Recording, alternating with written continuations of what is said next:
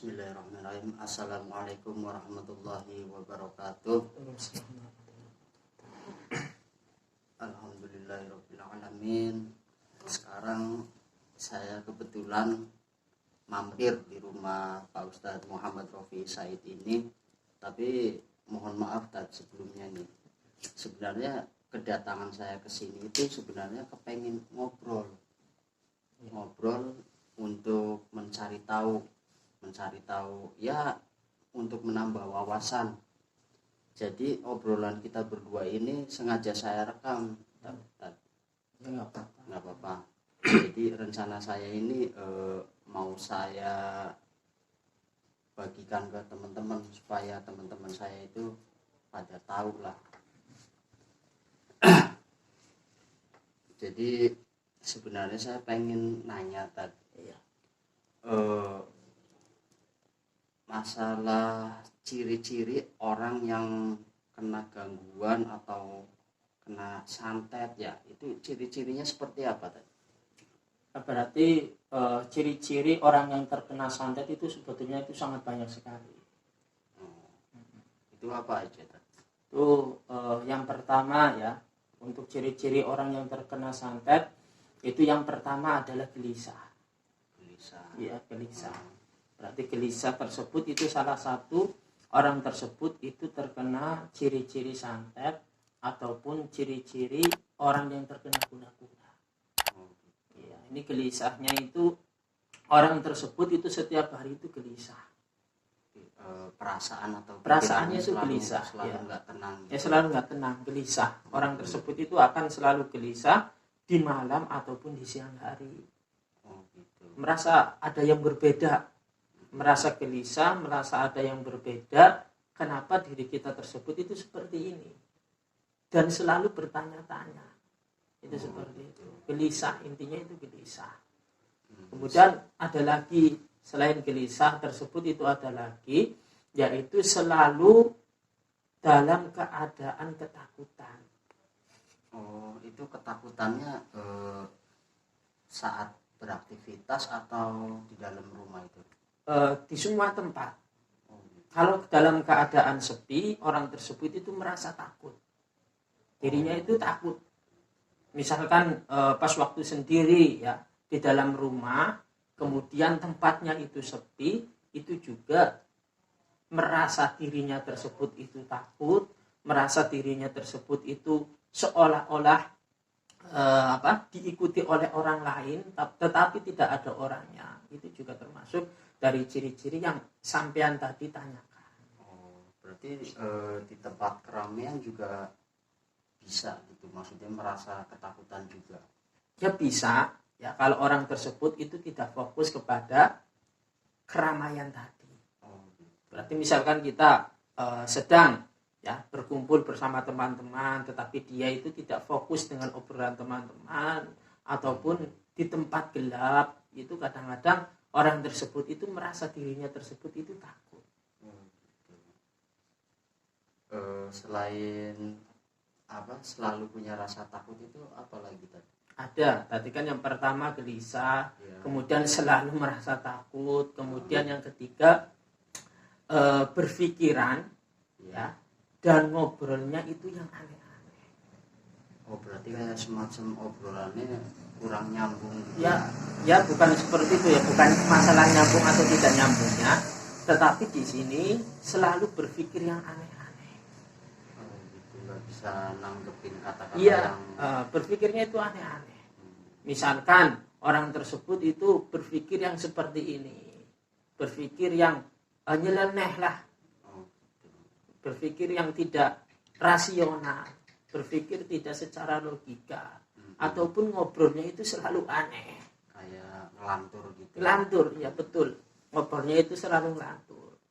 Berarti ketiga tersebut itu termasuk dari ciri-ciri orang yang terkena gangguan santet tadi. Itu seperti itu. Berarti selain ciri-ciri yang tadi Pak Ustadz sebutkan itu berarti masih ada lagi? Masih ada lagi. Kemudian ada juga yang keempat itu melamun. Ini sering melamun, ya.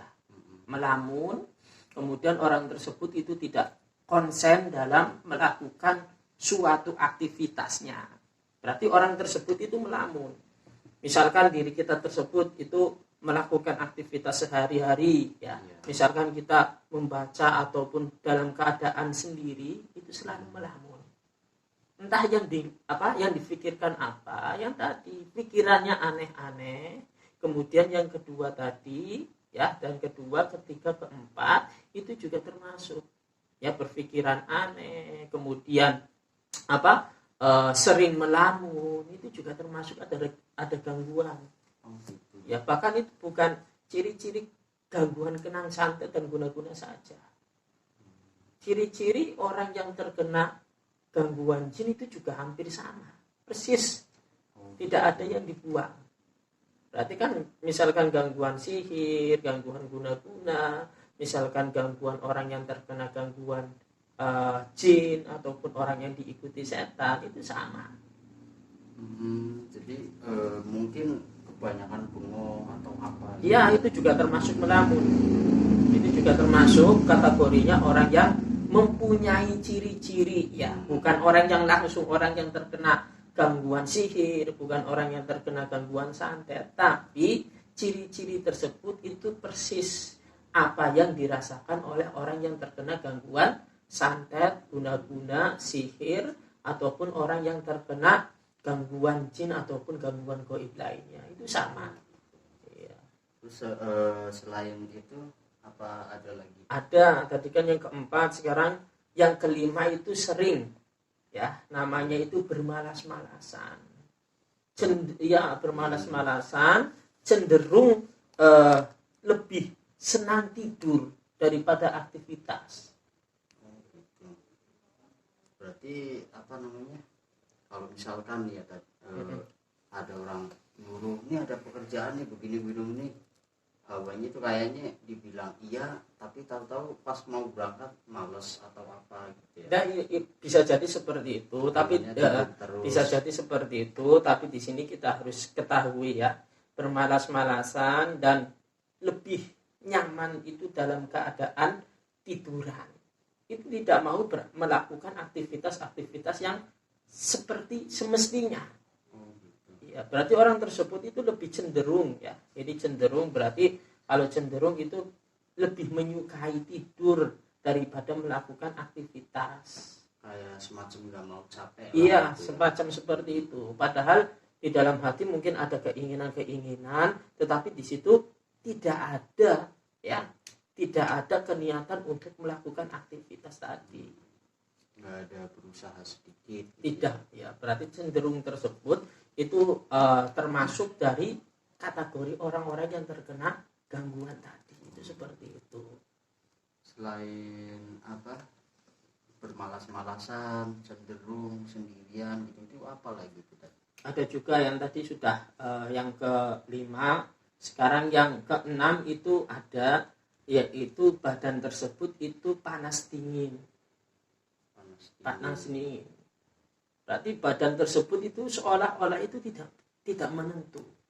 Apa ini gejala, misalkan gejala panas, apa ini misalkan gejala-gejala tipes, apa ini mungkin gejala-gejala demam, itu tidak tentu.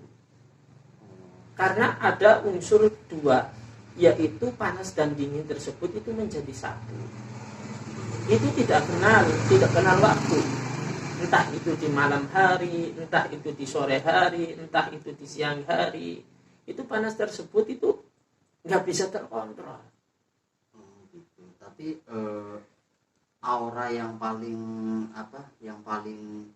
tinggi, ya, maksudnya saat santet lagi masuk atau gangguan jin lagi masuk, itu biasanya yang paling disukai itu saat merasakan panas atau dingin.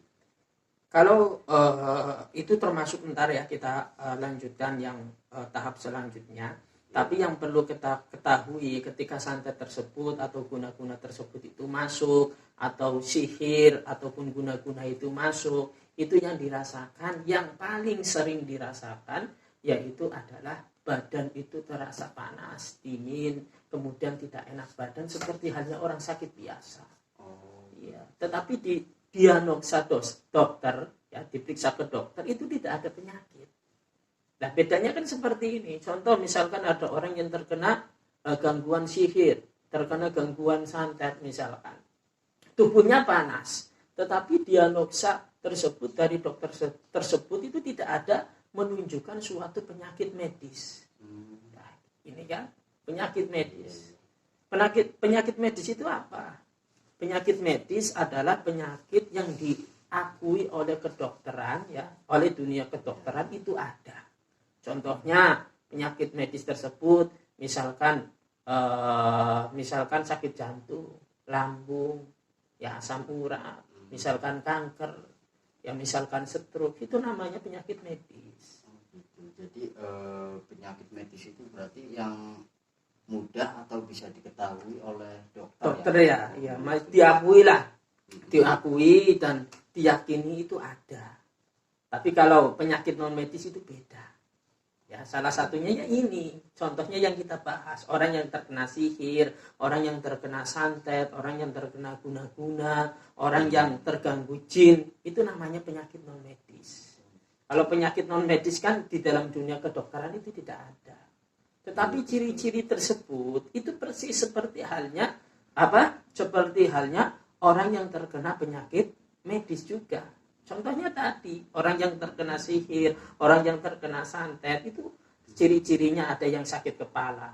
Ciri-cirinya sering yang namanya panas dan dingin. Itu kan juga menunjukkan penyakit medis ya. Betul. Tapi rasa panas dinginnya itu berarti kayak kayak semacam penyakit biasa ya. Ya tapi mungkin setelah diperiksa tidak ada penyakit. Tidak ada penyakit, kemudian diminumi obat dari dokter itu tidak kunjung sembuh juga. Nggak berpengaruh. Ya tidak berpengaruh. Gitu ya. Tidak mempengaruhi, panas dinginnya itu tidak turun. Itu seperti itu. Berarti selain panas dingin apa ada lagi? Gitu? Ada, seperti halnya tidak enak badan. Ya, tidak enak badan tersebut itu tidak kenal siang dan malam. Berarti dalam setiap saat, setiap hari, bahkan setiap bulan, setiap minggu, setiap tahun itu merasakan tidak enak badan. Diminumin jamu, diminumin obat itu tidak kunjung sembuh. Ya, karena ini termasuk dari gangguan-gangguan sihir. Ya, atau penyakit-penyakit yang disebabkan oleh non medis. Atau ada penyakit yang sangkut pautnya itu dengan golongan makhluk gaib yang diperintah oleh para dukun-dukun tadi yang membuat sihir tadi. Oh gitu. Iya. Berarti sebenarnya ada berapa banyak sih itu ciri-ciri orang yang terkena gangguan atau kena santet? Ada banyak sekali ya. Yang tadi misalkan diri kita tersebut itu sudah membahas yang namanya ciri-cirinya itu seperti itu. Ya, kemudian ada lagi yang namanya sering sakit kepala, ya, sering migrain, kemudian sering mual-mual itu juga.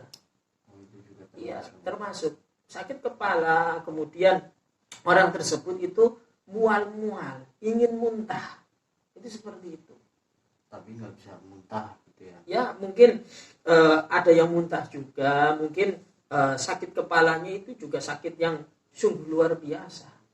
Tetapi ingat, ketika diri tersebut itu yang namanya terkena gangguan santet tersebut, itu ketika kepalanya itu merasa sakit, kemudian sering mual-mual, ini berada di jam-jam tertentu. Ya, kita ingat ya. Berarti nggak sewaktu-waktu. Tidak sewaktu-waktu. Kalau masalah sakit kepala, kemudian diri kita tersebut itu sering mual-mual, itu ada waktu-waktu tertentunya. Gitu. Karena melihat ya aktivitas orang yang mengirim santet tadi atau orang yang memerintah tadi. Biasanya yang sakit kepala ya, biasanya yang sakit kepala, kemudian yang mual-mual tadi itu biasanya terkenanya itu jam 6 sore.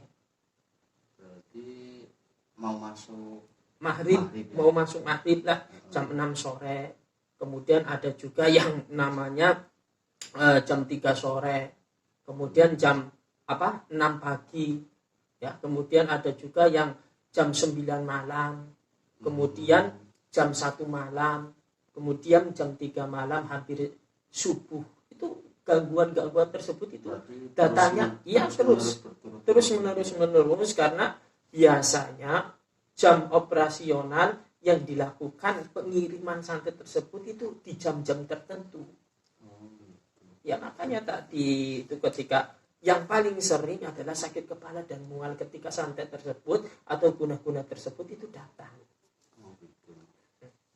Kemudian yang kita harus ketahui, ketika orang tersebut itu panas, ya, cenderungnya itu panasnya itu di punggung. Kalau orang tersebut itu kena santet. Di punggung kanan atau? Ya, area punggung sini. Oh, sebelah sini. Iya, area punggung.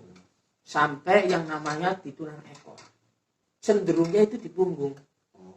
Kalau sakitnya itu misalkan panasnya seluruh anggota badan, itu kemungkinan besar itu bisa terkena demam biasa atau panas biasa. Tetapi kalau cenderung sakitnya itu dari sini ya, dari leher ya sampai punggung kemudian ke bawah, itu bisa dikatakan diagnosa atau bisa dikatakan orang tersebut itu terkena gangguan-gangguan sihir tadi. Terus apa masih ada lagi yang tanda-tanda orang terkena sihir atau santet gitu? Ada, contohnya misalkan orang tersebut itu sering yang namanya mimpi buruk atau mimpi-mimpi yang menakutkan. Itu seperti itu. Misalkan sampean ya kemudian tidur, tetapi tidurnya itu sering mimpi dikejar-kejar anjing, sering mimpi yang menakutkan, sering mimpi meninggal, kemudian sering yang namanya sampean tersebut sering mimpi dikejar-kejar hantu, sering ketemu pocong dan lain sebagainya, itu juga termasuk dari gangguan itu. Tapi kalau masalah ngomongin mimpi ya tadi ya, kalau mimpi kan saya juga sering sih ngalamin mimpi begitu. Tapi kalau misalkan orang yang terkena gangguan santet atau guna-guna lah, itu biasanya mimpinya itu berturut-turut tiap hari atau gimana sih? Biasanya sih pas tidur itu kebanyakan mimpi daripada tidaknya.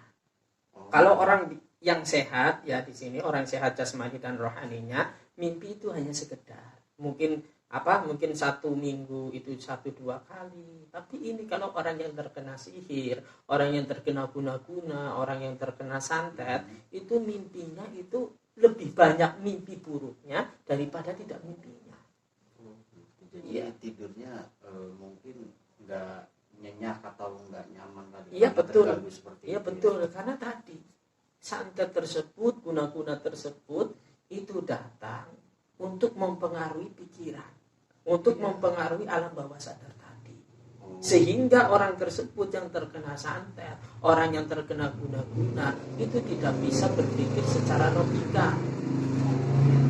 Makanya sering tadi saya bilang kan, sering dalam keadaan cemas. Ya, sering merasakan sakit-sakit pada waktu-waktu tertentu. Ini yang membuat cemas tadi. Gitu. Ya. Berarti ada banyak juga ya tadi ciri-ciri. Ya banyak. Ya, kemudian juga ada yang namanya nyeri, ya, nyeri atau linu ketika melakukan hubungan intim suami istri, itu juga sama.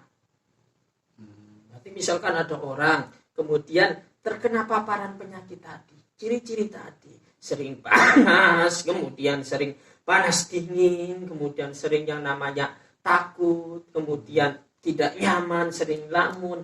Lah yang selanjutnya, kemudian pas waktu melakukan hubungan suami istri, hubungan intim antara suami dan istri, itu terasa nyeri, ya, kemudian terasa linu. Itu juga termasuk dari ciri-ciri kategori orang yang terkena gangguan sihir. Gitu. Berarti itu rasa linunya itu berarti hanya sebentar atau ketika melakukan hubungan intim tersebut itu merasa linu. Biasanya sebelum orang tersebut itu belum kena kategori, ya, belum kena kategori sihir, tapi aneh ketika 3 bulan terakhir misalkan merasakan linu, itu juga itu yang dimaksud linu itu seperti itu. Iya, makanya diri kita tersebut itu harus hati-hati lah. Terus selain itu apa lagi tadi? Ada lagi itu yang namanya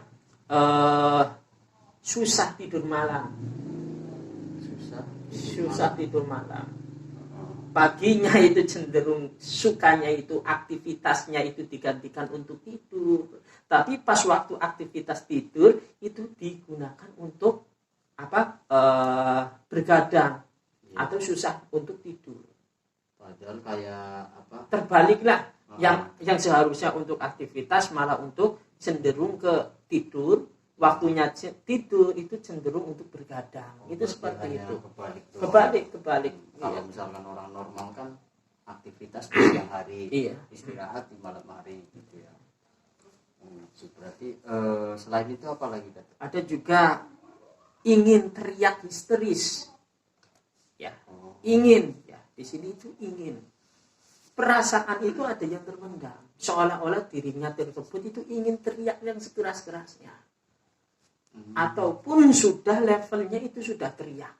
Ada yang ingin, ya cuma ingin teriak, juga ada yang sering teriak-teriak. Itu juga termasuk. Itu teriak-teriaknya itu saat suasana sepi atau ramai biasanya? Biasanya itu cenderungnya itu sepi. Tapi kalau santet tersebut itu sudah masuk, guna-guna tersebut itu sudah masuk, itu perlu kita garis besari bahwa tidak mengenal halayak umum atau halayak sepi. Berarti tidak ada pandang bulu ketika itu masuk, ya di tempat ramai ya kemungkinan seperti itu, apalagi di tempat sepi.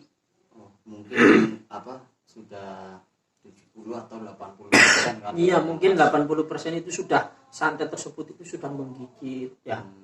Ada kategorinya, ada yang dianoksatnya itu baru kena, ada yang dikatakan santet tersebut itu sudah bertahun-tahun ada di dalam tubuh manusia tadi, orang yang terkena tadi. Nah, histeris ini ya kita perlu garis bawahi ya, kita harus ketahui bahwa histeris tersebut itu tidak jelas. Rasa ingin teriak ya, rasa ingin ingin melontarkan semua unek-unek tersebut itu dengan teriakan.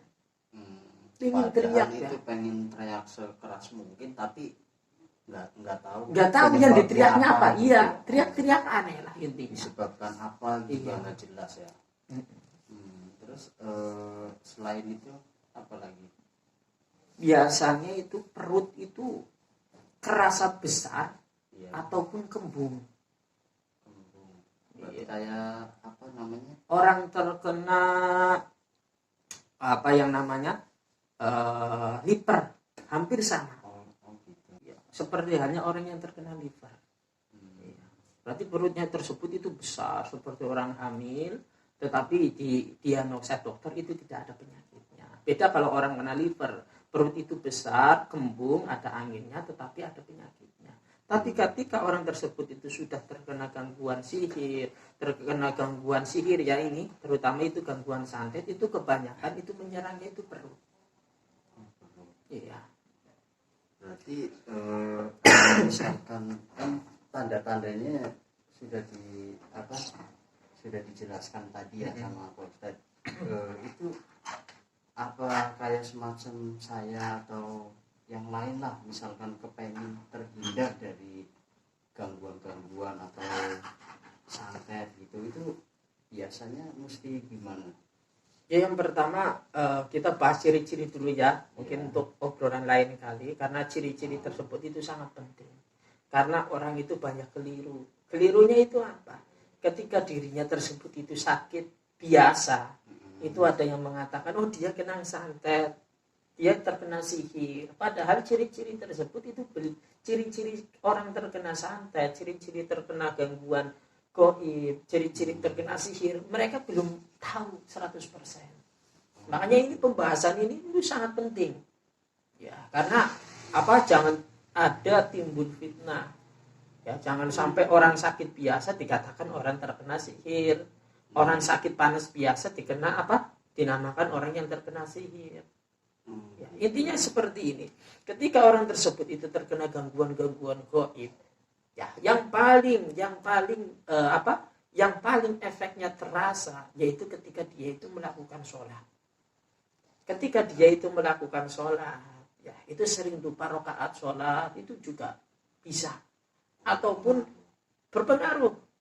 Ini misalkan sampean sholatnya itu tidak khusyuk, kemudian sampean sholat bacaannya itu terburu-buru, tidak tumaknina, kemudian sampean tersebut itu pengen buru-buru selesai melakukan sholat, itu juga termasuk dari gangguan-gangguan goib tadi.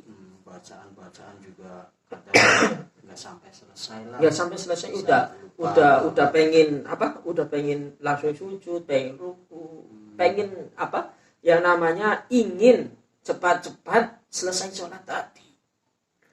Gitu. Oke teman-teman,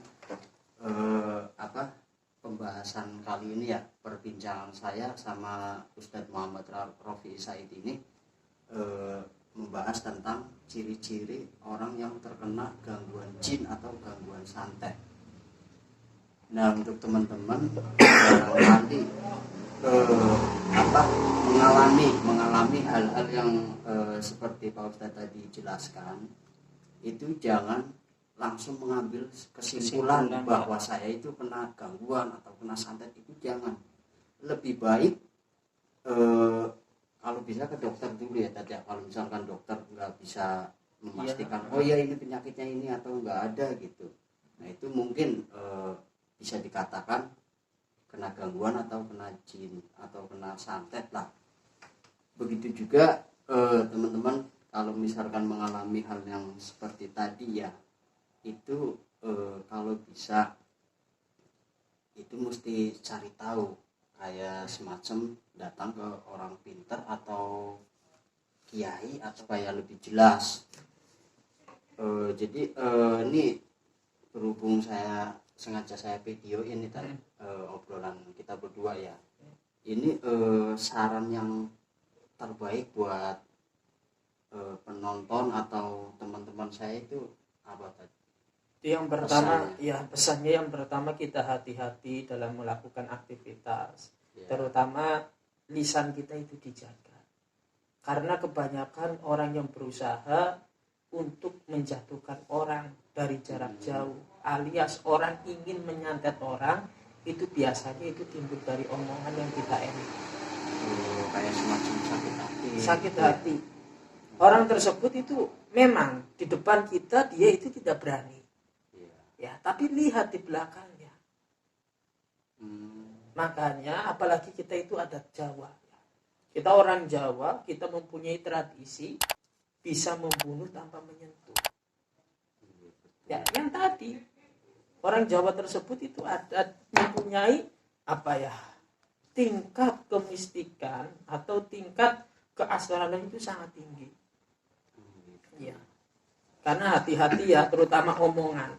Jangan sampai menyinggung. Itu kebanyakan orang itu terkena santet, terkena gangguan sihir. Itu biasanya gangguannya itu orang-orang yang tidak bisa menjaga lisannya tadi. Misalkan orang yang disantet itu gara-gara mungkin orang tadi itu mencela, orang tersebut itu selalu menyindir. Kemudian yang disindir tadi itu menyantet. Kata-katanya itu selalu harus dijaga, harus dijaga. Misalkan orang yang terkena gangguan guna-guna, misalkan ada cowok ya, kemudian dihina seorang cewek, ya, karena misalkan dia itu buruk rupa, misalkan dirinya tersebut itu tidak ganteng, misalkan dirinya tersebut itu tidak mampu masalah keuangan dan lain sebagainya, itu dihina oleh cewek tadi. Kemudian pasti hati seorang laki-laki tersebut itu akan terbuka. Bagaimana dia agar orang tersebut, wanita tersebut itu agar mengemis-kemis kepada saya masalah cinta tadi. Iya, makanya kita harus berhati-hati. Ya, terutama diri kita tersebut orang Jawa. Orang Jawa tersebut itu mempunyai mempunyai tradisi atau mempunyai adat bisa membunuh tanpa menyentuh, yaitu dengan cara orang tersebut itu pergi ke dukun. Kalau orang tersebut itu hatinya itu sudah gelap, kemudian dirinya tersebut itu sudah tidak ada jalan keluar lagi, kemudian buntu, kemudian hatinya sudah gelap, jalan apapun walaupun itu haram, walaupun itu dikatakan haram ataupun syirik, orang tersebut itu berusaha, yang penting dia sengsara, dia tidak bahagia, dia bisa harus ngemis-ngemis kepada saya. Itu seperti itu. Berarti semacam balas dendam. Balas dendam itu kebanyakan itu dari ucapan yang tidak bisa dijaga. Oke teman-teman, jadi yang pertama tadi itu kita harus menjaga lisan atau menjaga kata-kata kita. Jangan sampai kita mengucapkan sedikit kata maupun banyak kata itu yang membuat menyakiti hati seseorang ya tadi. Iya betul. Karena lidah itu lebih tajam dari silet atau pedang. Contohnya ya tadi, bisa menyakitkan, bisa membunuh tanpa menyentuh. Selain menjaga kata-kata itu apa lagi tadi?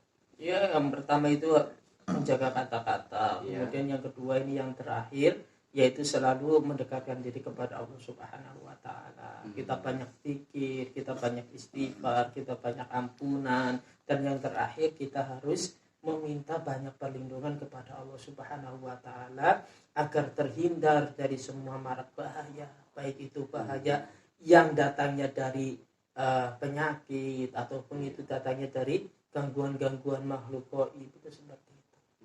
Karena diri kita tersebut itu tidak mungkin bisa menghadapi itu semua kecuali dengan ridho Allah. Diri kita tidak mungkin bisa sembuh dari semua macam penyakit, tidak bisa sembuh dari santet. Itu tidak lain atas kesembuhan yang terlepas dari penyakit tersebut itu atas ridho Allah. Diri kita dijaga oleh semua bahaya itu juga atas kehendak Allah Subhanahu wa taala.